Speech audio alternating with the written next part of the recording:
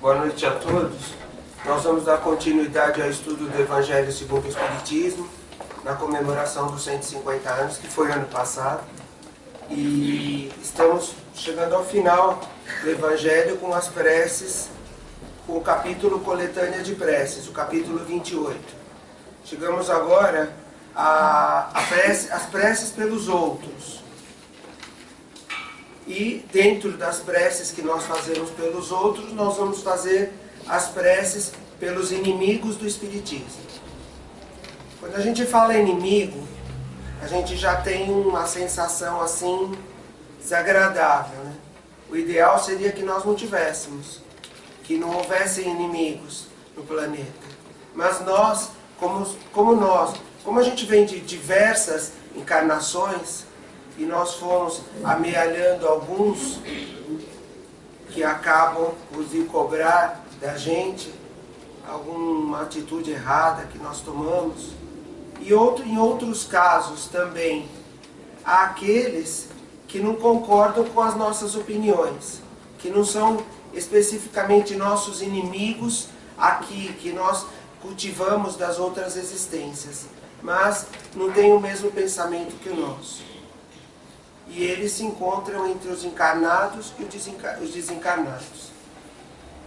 E são aqueles inimigos que não concordam com o nosso pensamento, com a nossa maneira de viver, com a religião que nós professamos, sobretudo com o Espiritismo.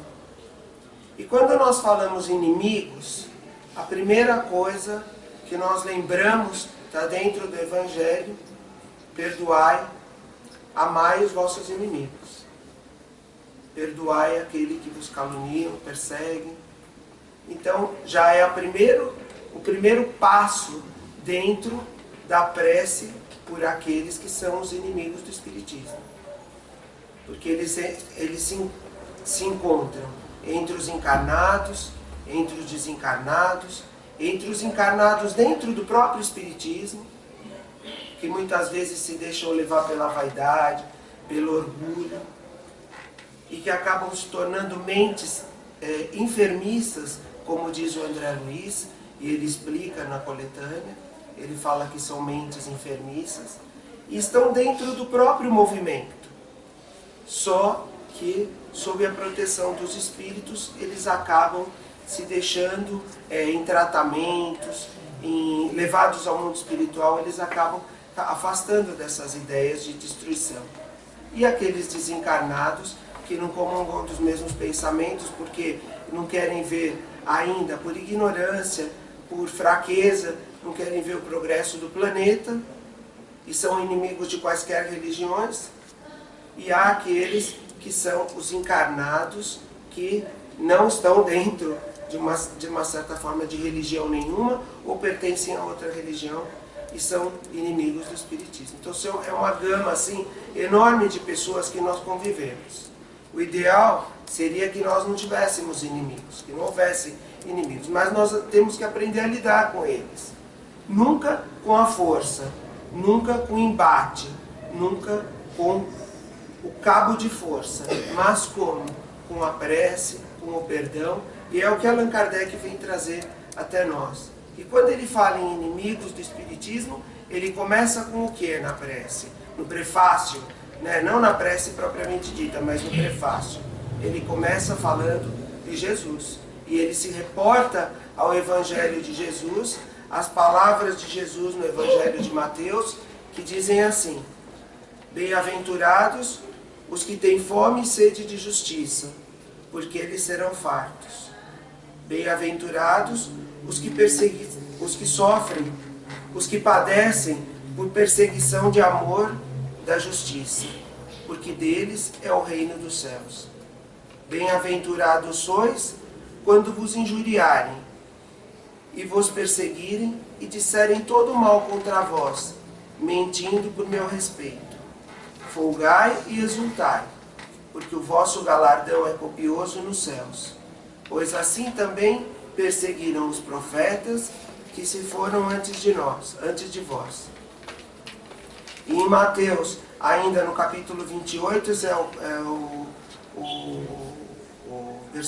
versículo 6, ainda no capítulo 10, desculpa, no versículo 28, ele continua: e não temais os que matam o corpo, e não podem, pois não podem matar a alma. Temei antes, porém, o que pode lançar no inferno tanto a alma como o corpo.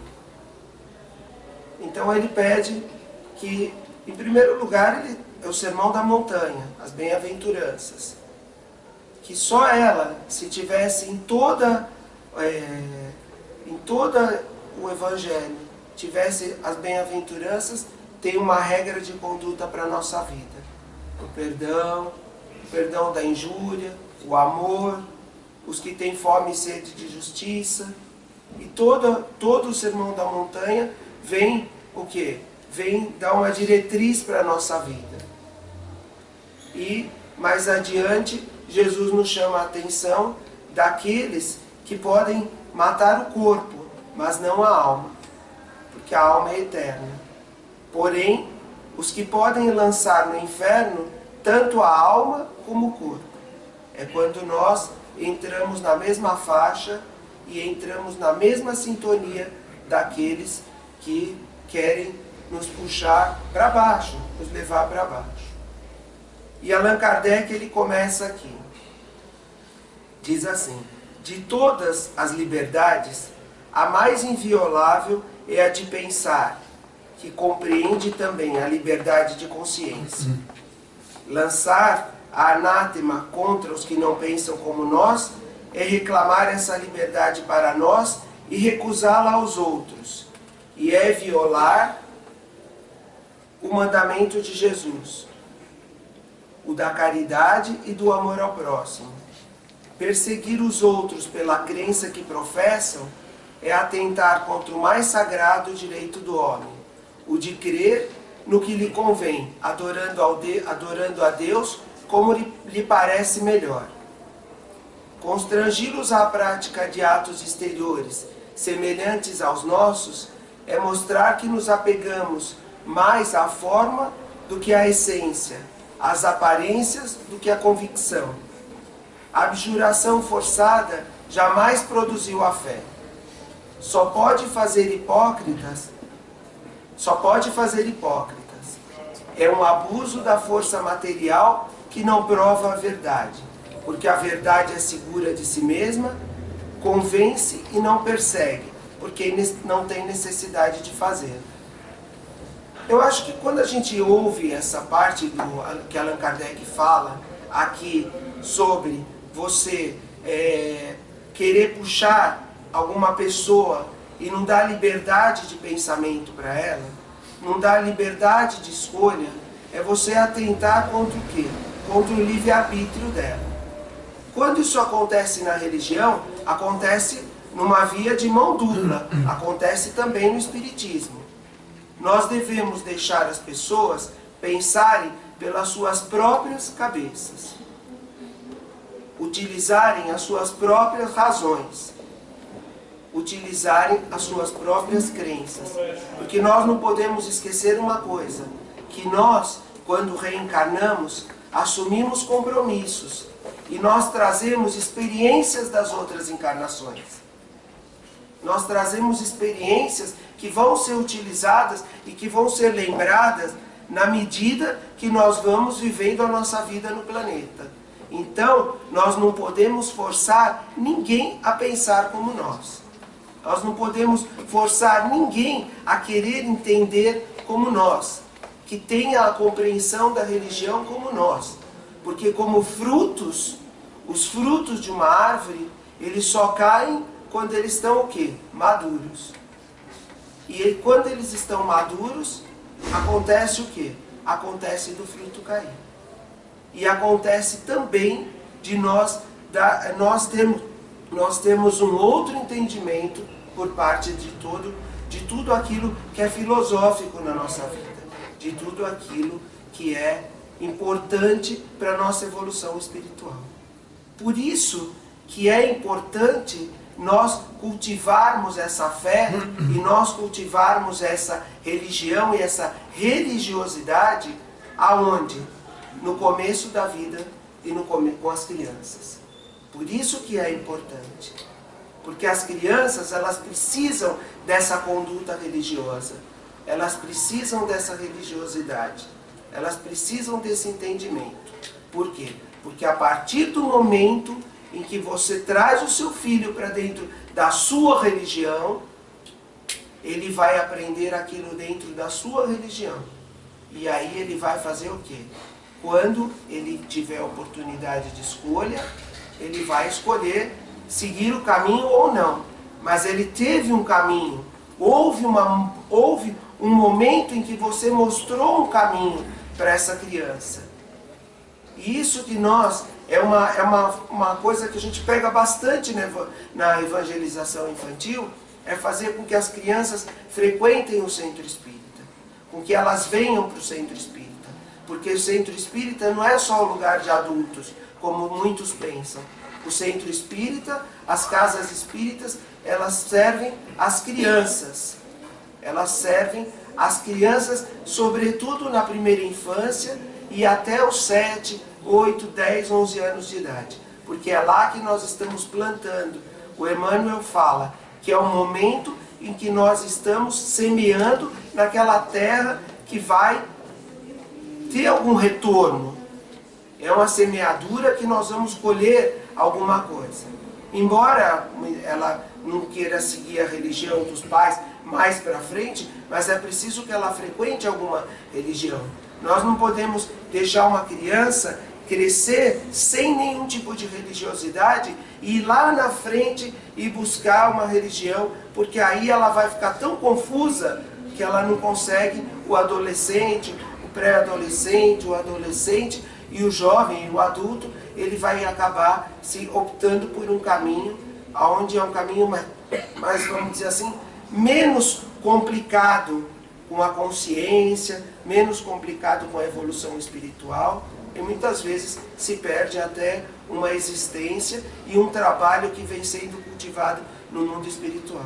Se perde um trabalho desses. Por quê? Porque ele se perde no caminho.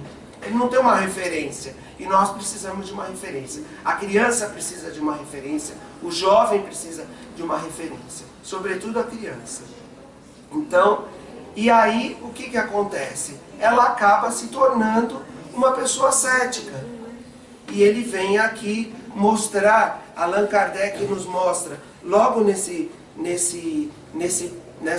começo, que não pode haver esse embate. Nós não podemos trazer ninguém à força para o nosso pensamento, mas nós podemos, através do exemplo e através das escolas de evangelização infantil, trazer essas, e de juventude espírita, trazer essas crianças e esses jovens para o centro espírita, porque é infrutífero. Nós temos a nossa fé, nós temos a nossa crença. Hoje eu tenho a minha fé, hoje eu tenho a minha crença, mas eu tenho que respeitar o quê? Aqueles que professam outras crenças e que muitas vezes convivem, aliás, na maioria das vezes, convivem com a gente dentro da nossa própria família. Não adianta querer trazer uma pessoa a pulso para dentro de uma religião. É preciso um trabalho, um estudo, um exemplo, sobretudo exemplo. Porque também os pais devem trazer os filhos para dentro da evangelização infantil, para dentro do centro espírita, dos centros espíritas. Mas eles têm que dar o exemplo. Eles têm que dar o exemplo dentro de casa. E eles têm que dar o quê? Continuidade dentro de casa, ao trabalho que é feito dentro do centro espírita. Sem a continuidade do trabalho que é feito dentro do centro espírita, no lar, na casa dele, também não tem, muitas vezes o trabalho se perde dentro das salas de evangelização infantil. Que é um trabalho tão importante, que acontece a evangelização infantil às segundas-feiras aqui no grupo, das 8 às 9 da noite, e aos sábados no Lar do Alvorecer, aos sábados e aos domingos, e durante a semana na creche, aos sábados das 14h30 às 16h30, e aos domingos das 9 ao meio-dia, lá no Lar do Alvorecer. Então é preciso trazer essa criança, mas é preciso exemplificar e é preciso dar continuidade desse trabalho dentro do lar, dentro da onde ela faz, da onde ela vai ter a maior parte da convivência dela. Aí ele continua aqui. O Espiritismo é uma opinião, uma crença. Fosse mesmo uma religião, porque não teriam os seus adeptos a liberdade de se dizerem espíritas, como tem os católicos, os judeus, os protestantes, os partidários desta ou daquela doutrina filosófica, desde daquele sistema econômico? Esta crença é falsa ou verdadeira? Se é falsa, cairá por si mesma. Porque o erro não pode prevalecer contra a verdade, quando a luz se faz nas inteligências. E se é verdadeira, a perseguição não a tornará falsa. Então nós temos aqui, nós temos o direito, talvez agora nós tenhamos uma liberdade maior de expressão. Os espíritas têm uma liberdade maior de expressão.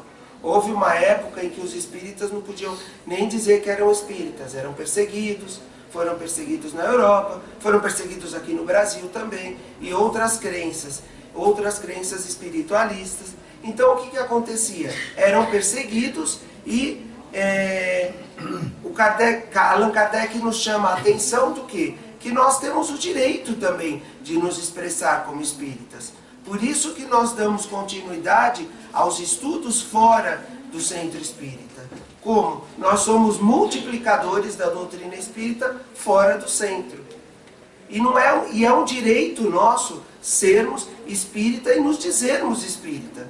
Porque não há nenhuma vergonha nisso absolutamente, e não há nenhum trabalho que um centro espírita de portas abertas, um grupo espírita de portas abertas, possa fazer que venha denegrir a imagem de qualquer pessoa, porque nós temos a nossa moral, nós temos o nosso trabalho voltado para o Evangelho de Jesus.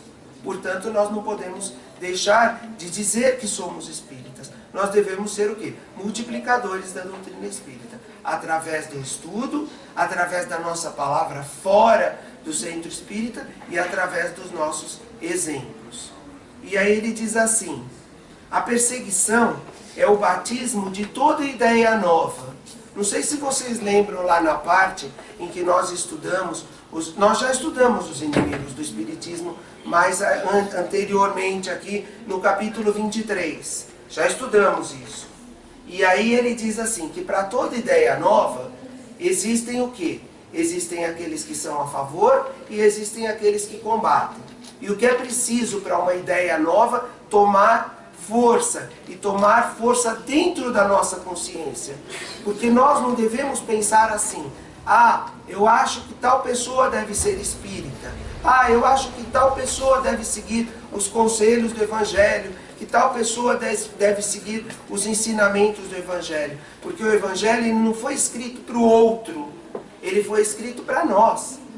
Para nós como individualidade, para nós quando reencarnamos. Ele foi escrito para nós. E através dos nossos exemplos, através da continuidade dos nossos, através da continuidade do nosso trabalho, o que acontece? Nós somos multiplicadores dessa doutrina.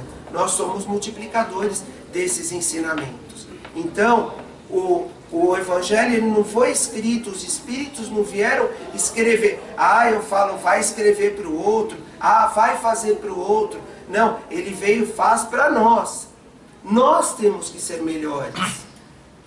Nós não temos que ser melhores que os outros. Nós temos que ser melhores para os outros. Para que os outros sintam a nossa melhora, sintam o nosso amor, sintam a nossa vontade, sintam a nossa boa vontade para com todos. Então nós não somos melhores que os outros. Nós somos melhores para os outros.